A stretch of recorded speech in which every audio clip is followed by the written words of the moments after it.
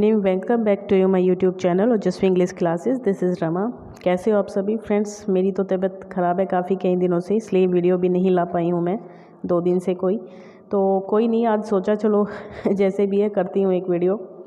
Friends, अभी तक हम लोग पढ़ रहे थे विलियम शेक्सपियर को, बट मैंने देखा कि आपका जो इंटरेस्ट है वो थोड़ा लेस हो रहा है, तो मैंने सोचा कि हम कोई अदर टॉपिक ले लेते हैं। शेक्सपियर के भी बहुत सारे क्वेश्चन हैं जो मुझे कराने हैं, बट मैंने अभी आज विलियम वर्ड्सवर्थ को ले लिया है, तो देखते हैं इनके कुछ इंपॉर्टेंट क्वेश्चन पढ़ते हैं, फिर कभी ले लेंगे शेक्सपियर को। तो जैसा आप चाहें, है ना। तो फ्रेंड्स, लाइक ज़रूर कर दीजिएगा वीडियो को, और शेयर कमेंट करना ना भूलें, और सब्सक्राइब करना ना भूलें जो नए हैं चैनल पे, ठीक है। तो ये बहुत इंपॉर्टेंट क्वेश्चन है, मैं बता रही हूँ आपसे, जो ये पहले आ भी चुके हैं बहुत एग्जाम्स में, और आगे भी आने की संभावना बहुत ज़्यादा इनकी रहती है। जो क्वेश्चन मैं तो आपको करा रही हूँ, एक एक क्वेश्चन चुनिंदा है, ठीक है। तो चलिए शुरू करते हैं बिना किसी देरी के हम लोग। पहला क्वेश्चन क्या है, इनको मैच करना है आपको, ये कि कौन कौन कब कब आया था, ठीक है। देखिए, इधर देख लीजिए और इधर भी देख लीजिए कि कौन सा आपका ऑप्शन सही रहेगा इनमें। द ग्रेट ट्रेडिशन है, प्रिंसिपल ऑफ लिटरेरी क्रिटिसिज्म है, function of criticism at present time है, और preface to the lyrical ballads है। तो देखिए, सबसे पहले जो जाना पहचाना सा है सबसे ज़्यादा, प्रीफेस से आप देख लीजिए। प्रीफेस टू लिरिकल बैलेड कब आया था बताइए आप मुझे। 1798 में आया था या कब आया था? 1798 की बात करते हैं, तो 1798 में लिरिकल बैलेड्स की बात करेंगे हम लोग। तो एक इससे मैच हो रहा है, 4 से मैच हो रहा है। इसके ऑप्शन आगे मैं दिखा देती हूँ आपको। तो पहला जो हमारा 4 था, ये देखिए जो 4 नंबर था वो किस पे जा रहा है, एक सेकेंड गाइस, ये बड़ा हो गया थोड़ा। हाँ, तो हमारा जो ये 4 नंबर है ये किस पे जा रहा है, डी।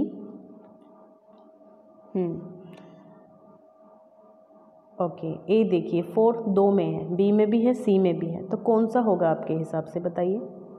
चलिए कोई दूसरा देख लेते हैं। अब मैं आपको बता देती हूँ, प्रीफेस ठीक है, 1908 हो जाएगा। और 1965 की बात करें तो आपका वर्क आया था, मैं पेन ले लेती हूँ, ये आपका इसमें हो जाएगा, ठीक है, कोई दिक्कत नहीं है।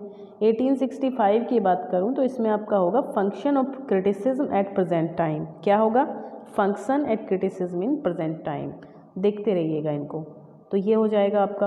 1924 की बात करूं तो इसमें आपका प्रिंसिपल ऑफ लिटरेरी क्रिटिसिज्म होगा, प्रिंसिपल ऑफ लिटरेरी क्रिटिसिज्म होगा। 1948 में द ग्रेट ट्रेडिशन, यही बचता है। तो देख लीजिए कौन सा ऑप्शन सही रहेगा आपका। एक सेकेंड ना, ये आपका हो जाएगा, ये 1 मिनट, कौन सा था हमारा। 1798 की बात करें तो 4 था, ठीक है।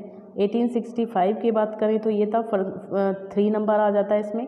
तो देख लें आप, किस में है 3 और 4, ये रहा है ना, बी में 3 है, तो बी ऑप्शन सही रहेगा इसमें आपका, ठीक है। बी ऑप्शन सही हो जाएगा, है ना, बी ऑप्शन सही हो जाएगा आपका। चलिए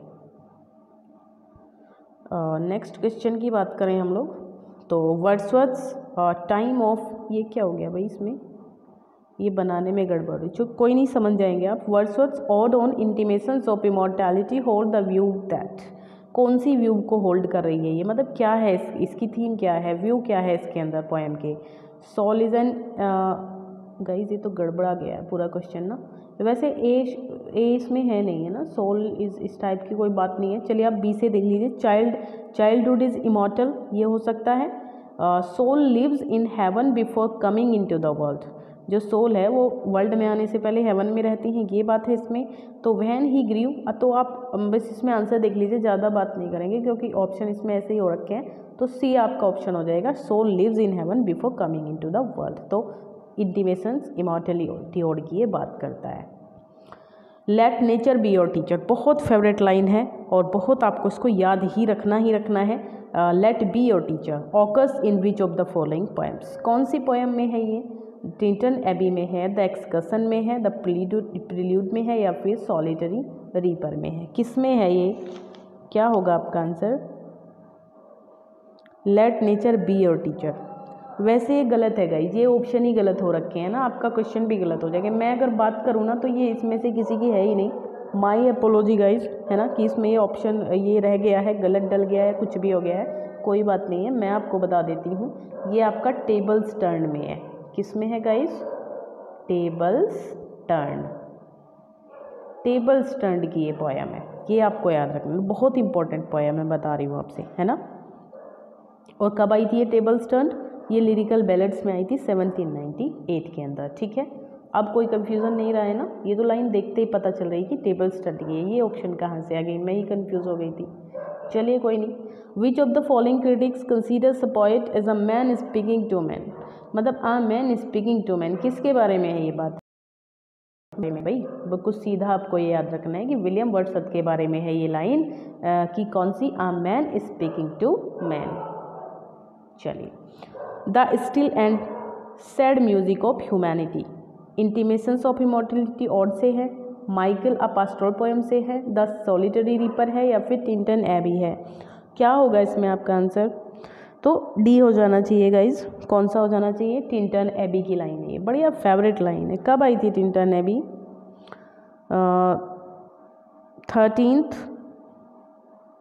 13 जुलाई है ना, अगर इसकी बात करें तो 1798 है ना। और पूरा वो पता है आपको इसका, टिंटन एबी, पहले मैं मार्क कर दूं, पूरा नाम पता है आपको इसका टिंटन एबी का? इसका पूरा जो टाइटल है वो है lines composed of few miles about Tintern Abbey on revisiting the banks of the Wye during a tour July 13, है ना। तो ये इसका पूरा का पूरा टाइटल है जो आपको याद रखना है। 1798 में ये आया था, ठीक है। चलिए एक मिनट, हाँ। Poetry is the spontaneous overflow of powerful feelings, it takes its origin from emotion recollected in tranquillity, who suggested? William Wordsworth. ये तो बचपन से पढ़ते आ रहे हैं हम लोग, है ना। पोएम बीए में भी आप लोगों ने ये जो विलियम वर्ड्सवर्थ की ये पोएम की क्या पढ़ी होगी, जो डेफिनेशन होती है वो आपने बीए में भी पढ़ा होगा इसको, है ना। तो ये तो बचपन से पढ़ रहे हैं, इसमें कोई दिक्कत वाली बात ही नहीं थी। They are neither is not can be any difference between the language of prose and metrical composition. ये कहते हैं कि मतलब यहाँ पे दिखाया जा रहा है कि मैट्रिकल कंपोजिशन में, प्रोज में और मैट्रिकल कंपोजिशन में कोई भी यहाँ पे डिफरेंस नहीं है। पोएम के अंदर कोई भी difference can not be any मतलब नेसेसरी होना चाहिए, मैंडेटरी होना चाहिए, ऑब्लिगेटरी या फिर इसेंशियल। क्या होना चाहिए इसमें आपका, बताइए क्या होना चाहिए दोस्तों? तो मेरे हिसाब से तो आपका हो जाना चाहिए भाई इसमें डी ऑप्शन, यानी कि इसेंशियल, है ना। इसेंशियल होगा, इसेंशियल आएगा इसके अंदर, याद रखना आप लोग। चलिए, इसमें ज़्यादा बात करने का था नहीं। According to Wordsworth the poet is different from other man in that the poet has. यहाँ पे अकॉर्डिंग टू वर्ड्सवर्थ ये कहते हैं कि पोएट इज़ डिफरेंट, पोएट जो है वो डिफरेंट है फ्रॉम अदर मैन, अन्य लोगों से डिफरेंट है, इन दैट द पोएट हैज। तो पोएट के इस सेंस में पोएट के पास ऐसा क्या है जो वो अन्य लोगों से डिफरेंट है, ये बताना है आपको। क्या चीज़ है पोएट के पास? Chaotic, irregular and fragmentary sensibility, more lively sensibility, rational sympathy and emotion. क्या है उसके पास भाई? मोर लाइवली सेंसिबिलिटी है, बी ऑप्शन सही हो जाएगा। ऐसा क्या है पोएट के अंदर? मोर लाइवली सेंसिबिलिटी है, जिसके बेस पर वो इतनी चीज़ें कर लेता है, राइट। चलिए, who collaborated with Wordsworth bringing out lyrical ballads? बहुत आसान क्वेश्चन है। एस.टी. कॉलरिज थे। कौन थे? एस.टी. कॉलरिज थे।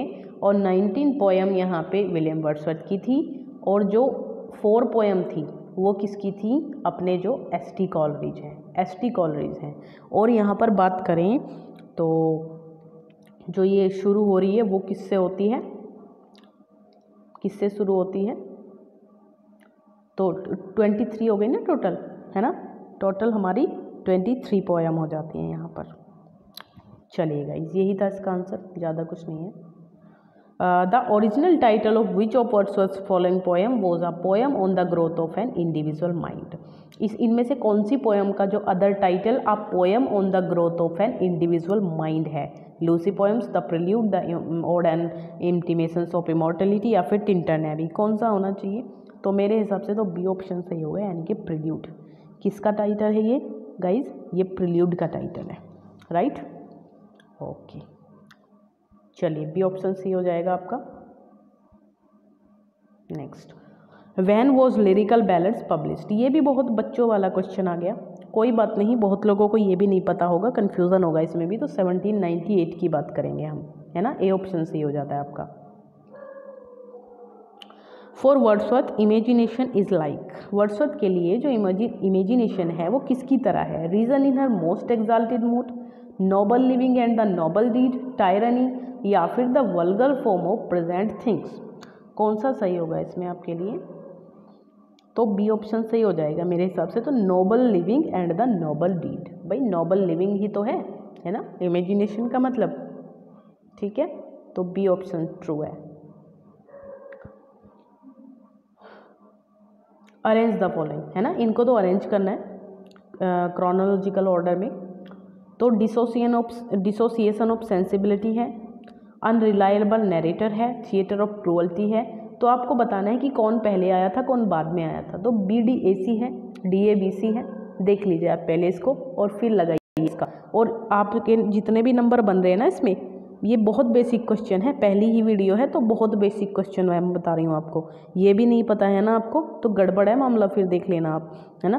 तो अपना जो स्कोर है वो ज़रूर आप मुझसे साझा कर देना, कमेंट बॉक्स में कमेंट कर दीजिएगा, मैं देख लूँगी कि कितने नंबर आप लोगों के बन रहे हैं, ठीक है। तो डी से ये बताइए आप मुझे पहले, कर लिया अरेंज? हाँ, तो देखो सी ऑप्शन सही होगा इसमें आपका, सी ऑप्शन सही होगा, DACB। कैसे भाई? सबसे पहले आपका आया था इगोटिस्टिकल सबलाइन, है ना, किसका था ये? John Keats. फिर बात करते हैं ए की, डिसोसिएशन ऑफ सेंसिबिलिटी, है ना, डिसोसिएशन ऑफ सेंसिबिलिटी, ये किसका था? जॉन कीट्स का था। और जो ये जो जॉन कीट्स में, ये बता सकते हो कहाँ जिक्र हुआ था इसका? जॉन कीट्स में अपने एक लेटर में जिक्र किया था इगोटिस्टिक सबलाइम का अपने भाई को, है ना। मतलब क्या था उसके भाई का नाम? रिचर्ड्स। और डेट क्या थी?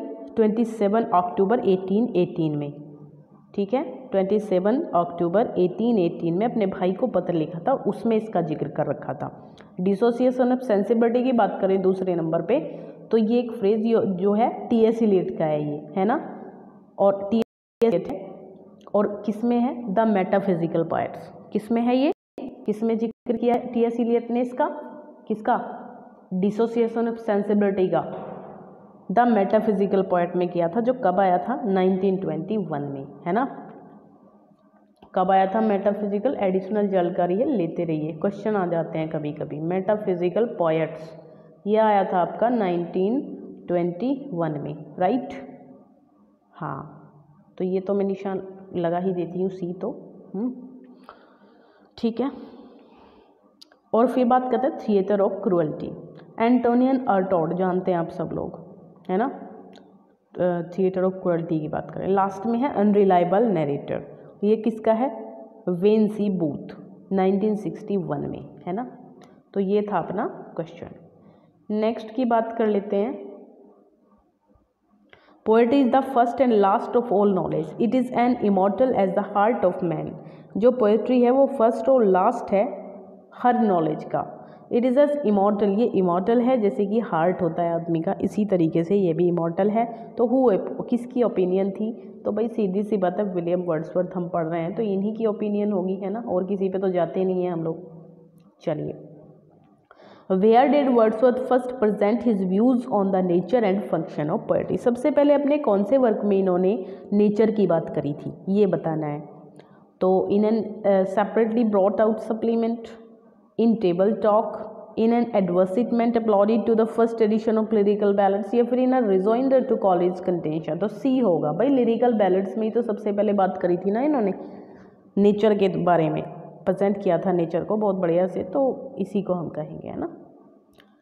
Wordsworth states that the central aim of the poem in the lyrical ballads is to choose incidents and situations from, आपको बताना है ब्लैंक में क्या आएगा। ये पूरी लाइन है एक, choose incidents and situations from life, everyday life है, रस्टिक लाइफ है, कॉमन लाइफ है, या फिर ऑर्डिनरी लाइफ है। बताइए कौन सा होगा इसमें? तो इसमें शी हो जाएगा आपका, कॉमन लाइफ हो जाएगा। क्या होगा? कॉमन लाइफ हो जाएगा इसमें। In 1798 edition of lyrical ballads did not contain which of the following, इनमें से कौन सा जो है वो लिरिकल बैलेट्स 1798 में नहीं थी? 19 पोएम ऑफ विलियम वर्ड्सवर्थ, ये तो थी। Archaic spellings and terms, name of either poet, या फिर द इडियट बॉय। कौन सी चीज़ डिड नॉट कंटेन, कौन सी चीज़ नहीं थी ये बताना है आपको, तो सी नहीं था भाई, नेम ऑफ ईदर पोइट, मतलब जो ये लिरिकल बैलेड्स आया था ना उस टाइम पे कोई से भी राइटर का विलियम वर्ड्सवर्थ या फिर जो हमारे एसटी कॉलेज थे उनका नेम नहीं था कि ये किसने लिखा है, उन्होंने नेम नहीं दिया था अपना, बस ये चीज़ नहीं थी, बाकी ये तीनों चीज़ थी, है ना। तो कौन सा होगा, सी ऑप्शन सही है आपका। चलिए नेक्स्ट है, name of the river mentions in the poem lines, बहुत आसान है ये तो भाई, line composed a few miles Tintern Abbey, Tintern Abbey में कौन सी नदी का जिक्र हो रहा है, नील, वय, थेम्स या फिर नन ऑफ दीज, टेम्स का, वय का या नील का, तो वय नदी का, ठीक है, वय का जिक्र हो रहा है, बी ऑप्शन ट्रू है इसमें। नो नाइटिंगेल डिड इवेंट chaunt more welcome notes to weary events in which poems, भाई इस लाइन को देखते ही समझ जाना कि no nightingale did ever chaunt, कोई नाइटिंगेल भी इतने बढ़िया से चाउंट नहीं कर सकती, मतलब गा नहीं सकती more welcome notes to where events, तो टिंटर ने भी डेफोडिल, सॉलिटरी रीपर या 3 years she grew in sun and shower, तो इसमें आपका ये हो जाएगा सी ऑप्शन सही हो जाएगा। सॉलिटरी रीपर की लाइन है क्योंकि वो जो स्कॉटलैंड लेस है, स्कॉटलैंड की लड़की का जिक्र है, ये क्वेश्चन भी पूछ लिया जाता है कि वो लड़की कहाँ की है, तो स्कॉटलैंड की है, और बहुत इतना प्यारा वो गा रही है, दराती से वो फसल काट रही है, हार्वेस्टिंग कर रही है, और इतना बढ़िया वो गा रही है कि कोई नाइटिंगेल भी नहीं गा सकती है, ये जिक्र है इसके अंदर, ठीक है।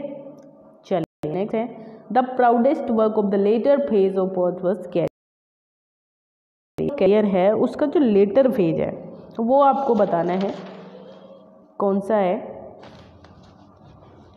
तो इसमें हो जाएगा बॉर्डर होगा, द डेस्क्रिप्टिव स्केचेज होगा, एन इवनिंग वॉक या द थॉर्न, ए हो जाएगा द बॉर्डर्स, ठीक है, द बॉर्डर्स होगा। और बॉर्डर्स क्या है, ये एक ट्रेजेडी है, 5 acts प्ले है, वर्स ड्रामा है, कैसा है, वर्स ड्रामा कहेंगे आप इसको, ये वर्स में लिखा हुआ है। चलिए नेक्स्ट क्या बनता है, 1 second, whatever the theme sound could have no ending, ये भी किसका है, सॉलिटरी रीपर, साउंड की बात इसमें आ रही है, तो ये भी आपका किसका है, सॉलिटरी रीपर का हो जाएगा, ऑप्शन सी इसमें सही हो जाएगा। In which of the following poems do we get the reference of Proteus and old Triton, old Triton और प्रोटियस की बात कौन से पोएम में हो रही है, और टू द वेस्ट विंड, और to a nightingale, the world is too much with us, और ऑन अ ग्रेसियन अर्न, तो इसकी बात किस में हो रही है, इसमें सी ऑप्शन सी हो जाएगा, यानी कि the world is too much, क्योंकि ये तो कोई सी है नहीं, ये तीनों तो हमारी जो है, और टू द वेस्ट विंड, और टू नाइटिंगेल किसकी हैं, पीबी शेली की हैं, ग्रेसियन अर्न जॉन कीट्स की है, ठीक है।